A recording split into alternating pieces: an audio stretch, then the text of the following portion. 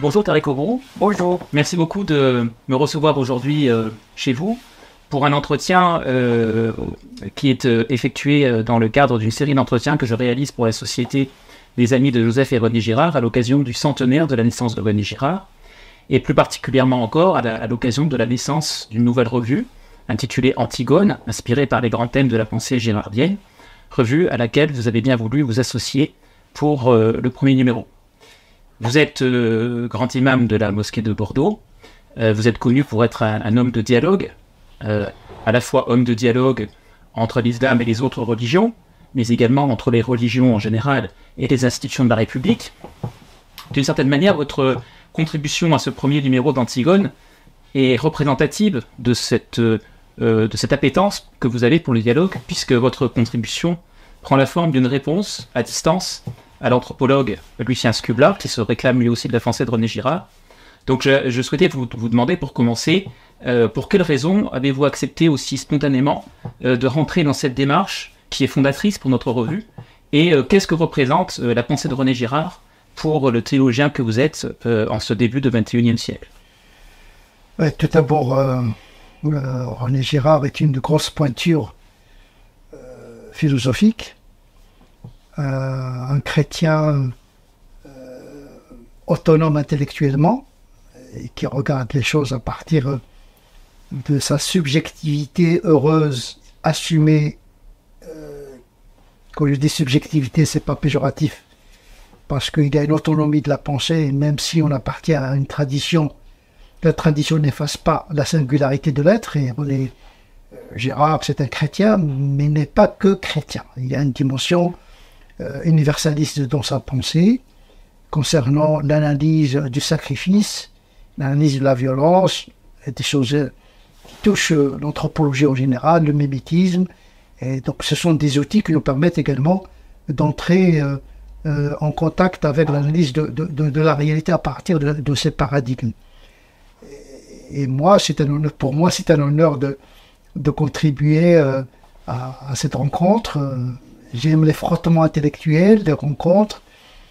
La théologie ne parle pas avec elle-même, la pensée ne parle pas avec elle-même, sinon ce serait un autisme. La pensée, il y a un objet extérieur à elle, et donc moi je suis partant pour la rencontre et le risque de la rencontre de l'autre. L'altérité suppose l'altération, on perd quelque chose mais on gagne beaucoup de choses. Et donc voilà, le prix à payer, c'est la rencontre de l'autre pour s'enrichir, puisque nous sommes une somme de rencontres. Et c'est une rencontre un peu moins nouvelle, dans une expérience un petit peu particulière, dans la mesure où il faut traiter la question du sacrifice du point de vue musulman, qui serait son rapport avec la violence, avec l'Ancien Testament, le Nouveau Testament, comment on peut comprendre et analyser la notion du sacrifice au-delà du geste d'Abraham. Alors être un homme de dialogue, c'est aussi en quelque sorte se situer sur la ligne de feu, et vous en êtes le parfait représentant, puisque la dialectique très originale que vous avez construite entre l'islam et la modernité occidentale met en situation d'être critiquée aussi bien par les fondamentalistes, littéralistes, que par les progressistes, puisque votre référence constante à des principes éthiques est précisément considérée par certains comme un fondamentalisme, tandis que votre souci de montrer qu'un principe éthique n'est vivant qu'au travers de sa capacité à vivre dans un contexte donné vous fait passer auprès de certains pour une sorte d'inféodateur de l'islam à la modernité occidentale. Alors j'avais envie de partir avec vous de deux exemples concrets qui résonnent avec l'actualité et qui vont nous aider à mettre en scène cette dialectique. D'abord, une question sur laquelle je sais qu'on aime bien vous interroger systématiquement, qui est la question de la laïcité, mais j'aimerais vous entendre sur ce thème d'une autre manière.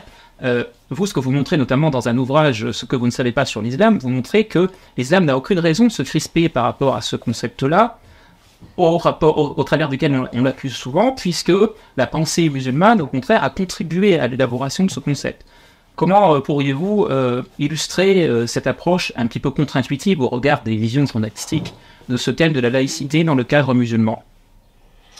Si on considère que la laïcité, c'est un aspect de la modernité occidentale, qui consiste à être en capacité de séparer les ordres, je dirais que l'islam est à ce titre moderne. Et puisque dès sa naissance, d'abord on a séparé le texte et l'interprétation du texte, on ne confond pas l'humain et le divin, il y a une rencontre mais il n'y a pas de confusion.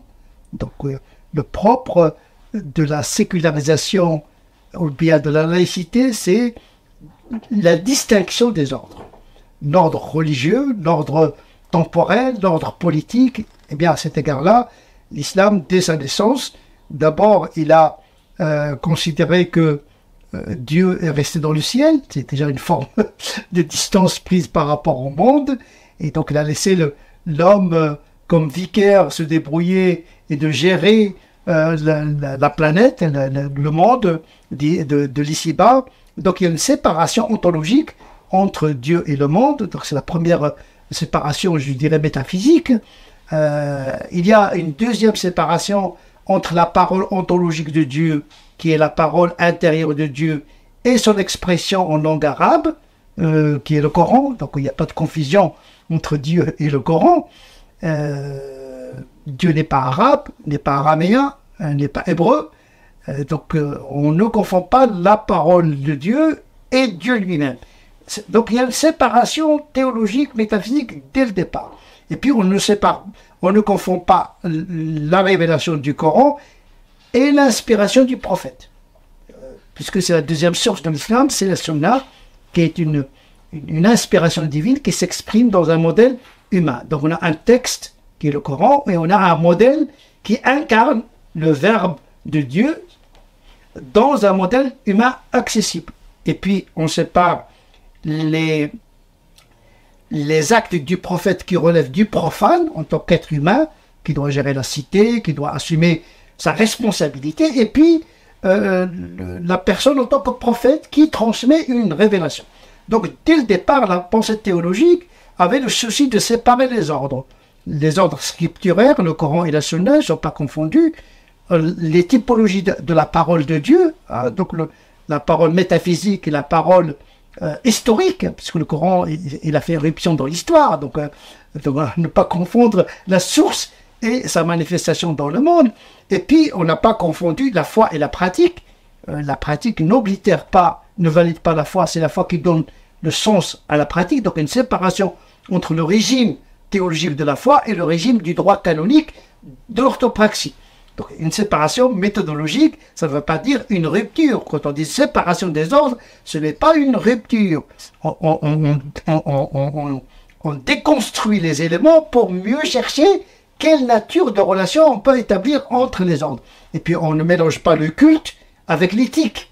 Le culte, c'est de la symbolique. L'éthique fait intervenir la raison, la finalité de la loi, etc., etc. Et puis, on n'a jamais confondu l'exécutif avec le législatif, avec le judiciaire.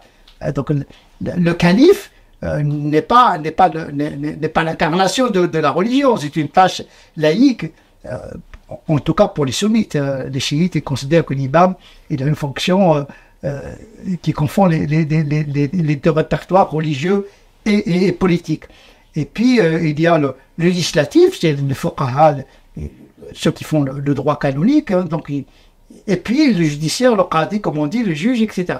Donc à cet égard-là, l'islam, de par son interprétation et sa mise en pratique dans l'histoire, il a toujours fait cette distinction. Malheureusement, à un moment donné, la logique de la religion s'est confondue avec la logique de la civilisation et de l'identitaire.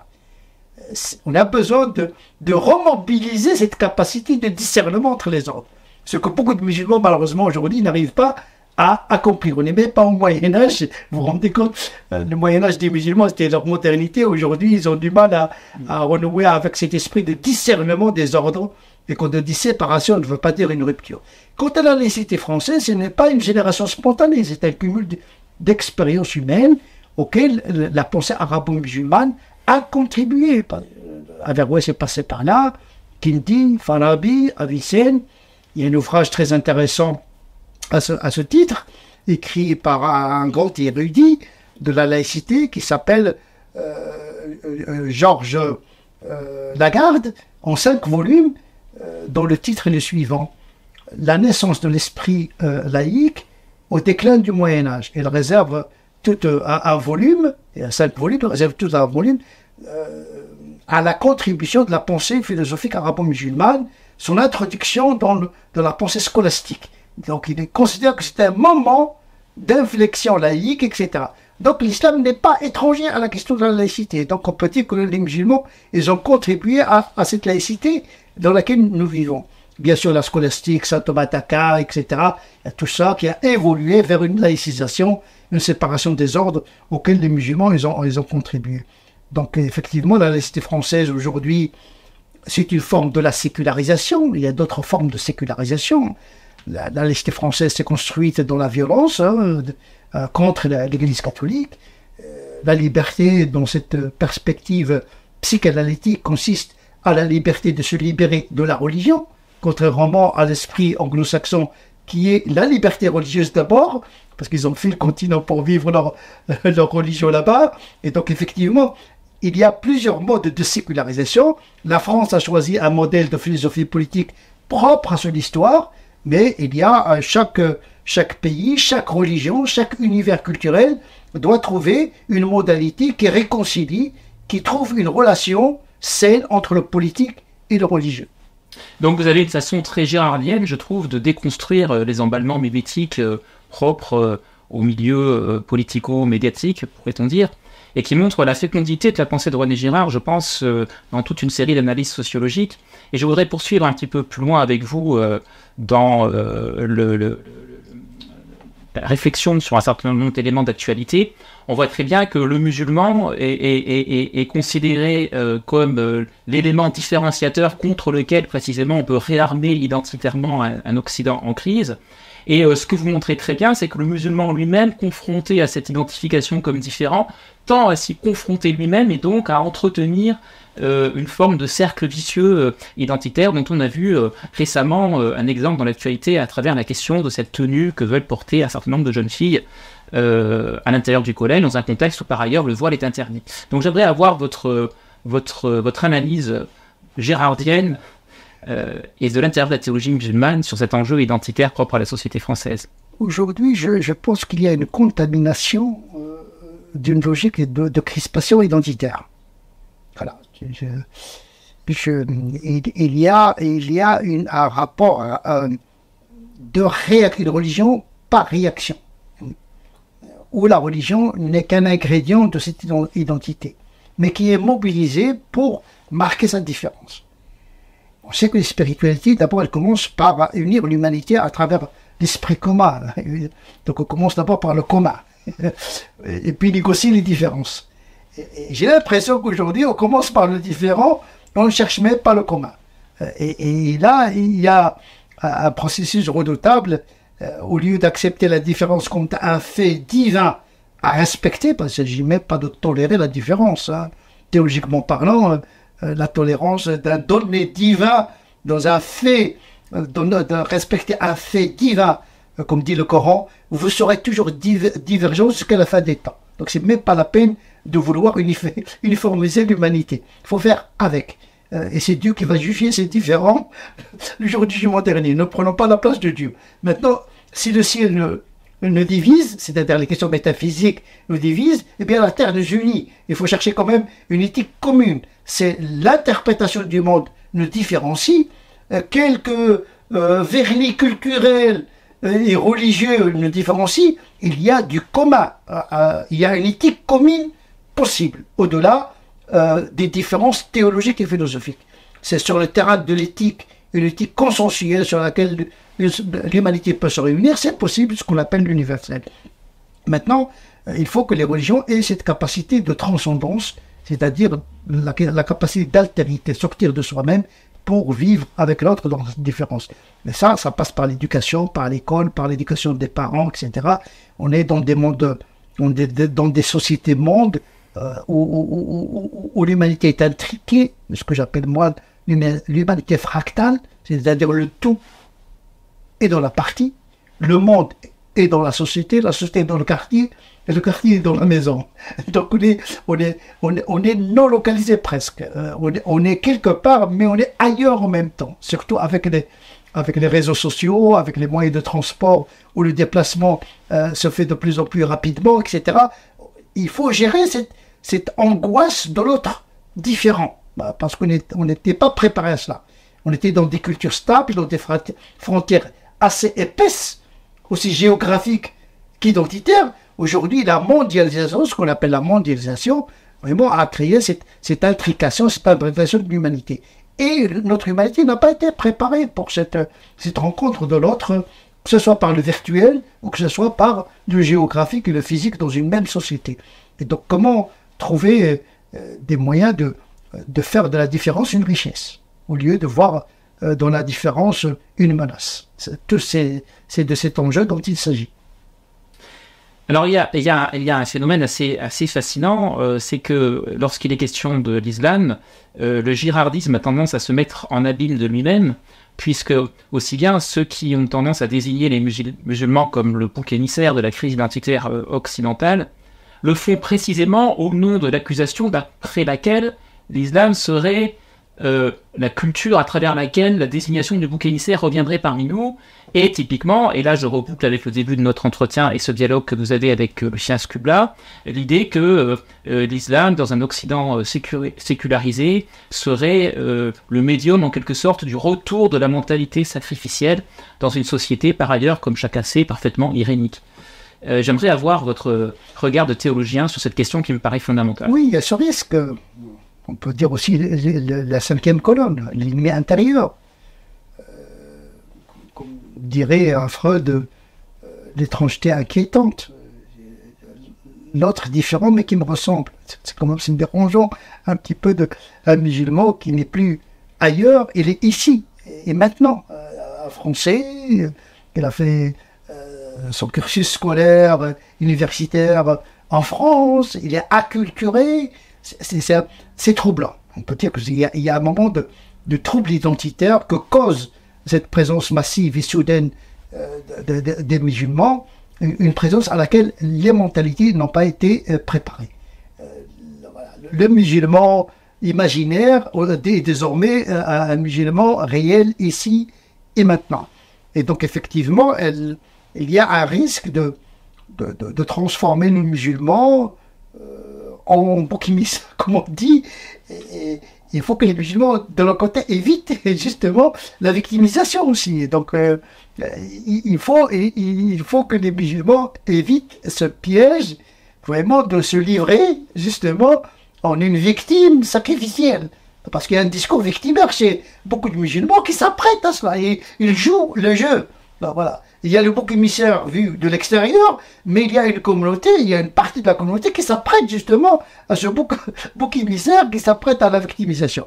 Le musulman, il doit garder une dignité, il est victime de personne. Peut-être il est victime de lui-même. C'est ça le risque. Donc l'ennemi, c'est pas l'autre forcément. Il est en moi. C'est-à-dire, en vérité, au lieu de sacrifier la bête qui est extérieure, il y a une bête en nous qu'il faudrait sacrifier. On va dire le vrai sacrifice. Sacrifice de soi, comme dirait René Girard. Voilà, c'est ça, c'est la bête qui nous habite.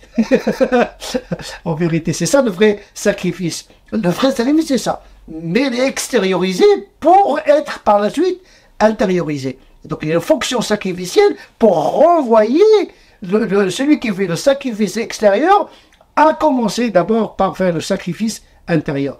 Toutes les pratiques exotériques, en islam en tout cas, renvoient à des pratiques ésotériques.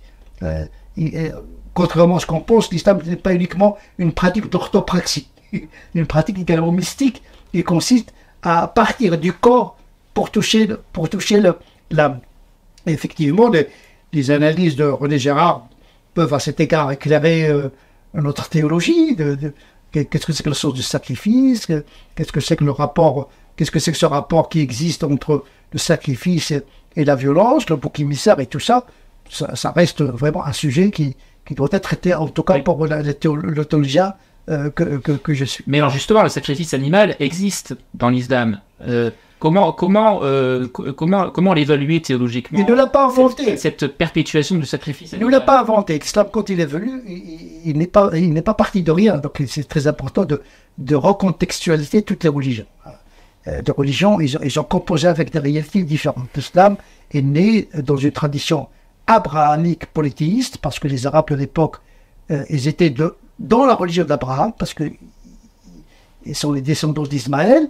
Ils ont gardé des traces de la pratique d'Abraham, mais mélangé avec le polythéisme. Donc ils sacrifient aux idoles. L'islam est venu, ils ont trouvé les sacrifices comme un donné culturel. Tout ce qu'il a fait, c'est au lieu de sacrifier pour les idoles, l'islam les a sevrés par le sacrifice pour Dieu. Mais un musulman, il peut passer toute sa vie sans sacrifier aucune bête, parce qu'il y a des dispositifs canoniques qui permettent aux musulmans de ne pas sacrifier dans le sens culturel. Le sacrifice de la bête pour des raisons de nourriture, ce n'est pas une offrande culturelle. On tue la bête pour la manger, c'est pas une offrande. Donc il y a plusieurs typologies de sacrifices. Sacrifier une bête pour sa consommation de nourriture, ce n'est pas une offrande. C'est pas une offrande. Il y a même des savants qui n'exigent pas le fait d'évoquer le nom de Dieu quand on veut sacrifier une bête. Et donc effectivement, au niveau canonique, il y a des dispositifs, même le sacrifice de la fête du sacrifice n'est pas une obligation. Donc, tout en s'inscrivant dans le contexte sacrificiel des Arabes, au lieu que ça soit une obligation, il est devenu recommandé, mais pas une obligation. Dans le sens en vérité, de sortir d'une certaine manière du sacrifice tel qu'il a été pratiqué par les Arabes de l'époque. Donc il y aurait une pédagogie islamique du sacrifice. Il y a une téléologie vraiment d'une sortie de sacrifice.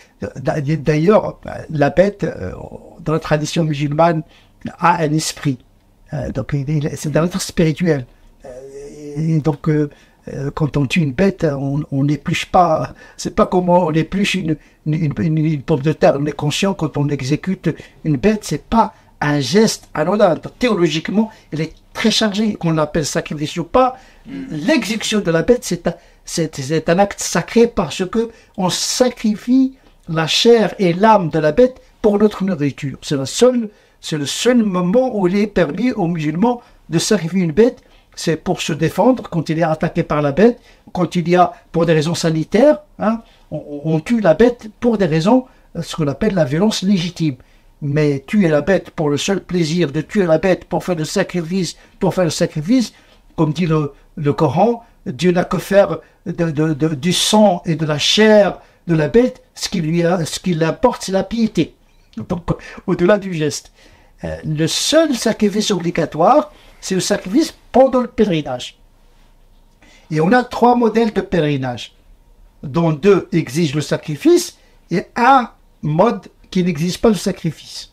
Donc, un musulman, toute sa vie, il peut vivre sans offrir une offrande à Dieu, dans le sens sacrificiel que les Arabes connaissaient avant l'islam. Donc on pourrait dire en quelque sorte que là où le christianisme introduit un surplomb critique et déconstructeur du sacrifice, l'islam le fait évoluer de l'intérieur en l'amenant vers une réflexion éthique sur lui-même en quelque sorte. Il n'y a pas de rupture brutale. L'islam, de par essence, il compose avec une réalité pour mieux la changer. Et ça aussi, c'est valable pour l'égalité homme-femme, pour le droit, pour toute chose d'islam. Il compose avec une réalité, avec un principe recteur pour orienter vers quelque chose de plus abouti. Juguler la violence, donc le djihad, etc., tout ça, il y a une téléonomie. Les théoriciens du droit canonique, ils connaissent cette épistémologie. Je compose avec la réalité. S'adapter ne veut pas dire approuver. C'est très important. Dieu peut légiférer quelque chose avec laquelle il n'est pas d'accord. Comme dit une parole du prophète, Dieu a permis le divorce, mais c'est la chose la plus détestable à ses yeux. Mais il y a le poids de la réalité qui fait que la loi, même divine, ne peut pas effacer. Donc la différence entre les hommes, les religions différentes, le poids des traditions parfois pèse très lourd, et donc l'islam il est venu composer avec cette logique sacrificielle qui était banalisée, on sacrifie tout le temps, etc., pour pouvoir amener les gens vers quelque chose. Ce qui importe, c'est l'acte intérieur qui compte. C'est le lieu du regard de Dieu, au-delà du geste. Même le culte, la prière pour la prière n'a aucun sens, le sacrifice pour le sacrifice n'a aucun sens. En réalité, lorsque l'islam parle du sacrifice, c'est le sacrifice d'Abraham. Hein. C'est pas une invention de l'islam, hein. C'est l'Ancien Testament. Sauf que, à la différence de l'Ancien Testament, Abraham, du Coran, n'a pas reçu l'ordre de Dieu de sacrifier son fils. Il a vu un songe. Il a dit à son fils, ô fils, j'ai vu dans le rêve que j'étais en train de t'immoler. Qu'en penses-tu, mon fils? Donc il y a une transparence. Il n'y a pas le père qui dissimule. Abraham, transparent, il vient exposer une vision. Il est troublé par cette vision, et donc il s'est posé la question, s'agit-il d'une révélation ou bien d'un désir sacrificiel enfoui en moi? Ou bien une promesse que j'ai faite à Dieu et que le rêve est venu me la rappeler? Et donc il y avait un moment d'hésitation. Donc il a exposé la vision à son fils. D'ailleurs on ne sait pas, est-ce qu'il s'agit d'Ismaël ou d'Isaac? Peu importe, parce que peu importe le fils, c'est un être humain de toute manière. Donc le Coran ne prête pas d'attention au nom du fils.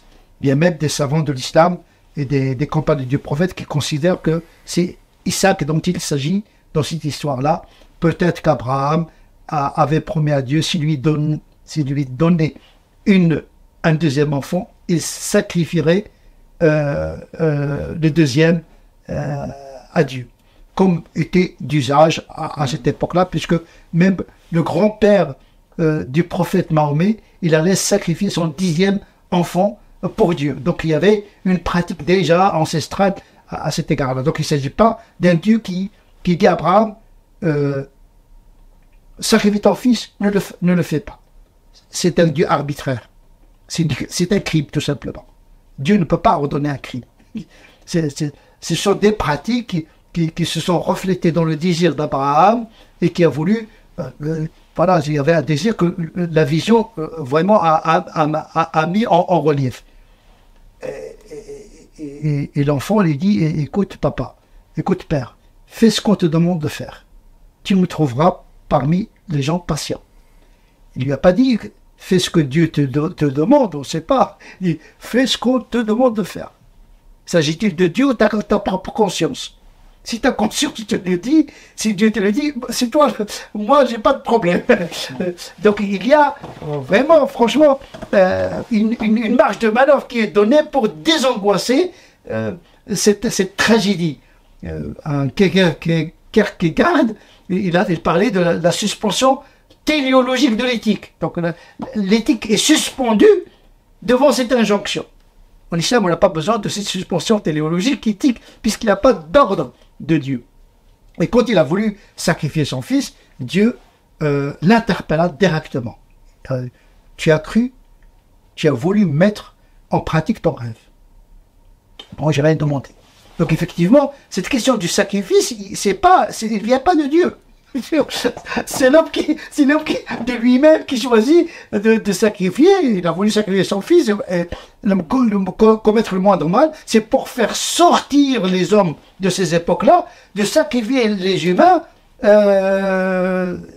et au lieu de sacrifier les humains, ben, on sacrifie la bête sans holocauste, parce qu'il n'y a pas d'holocauste. Quand on sacrifie une bête, on la partage. Il ne faut pas que la mort de la bête soit absurde. On brûle la bête. Ça s'appelle écologiquement parlant, c'est du gâchis. En islam, il n'y a pas d'holocauste. Donc on partage. C'est un lieu de partage, puisqu'Abraham est généreux. Donc on tue la bête pour Dieu, mais pour les hommes également, pour la partager. Donc c'est pas le même récit, c'est pas le même rapport. Donc le sacrifice en islam, c'est plus subtil, c'est plus complexe que cela.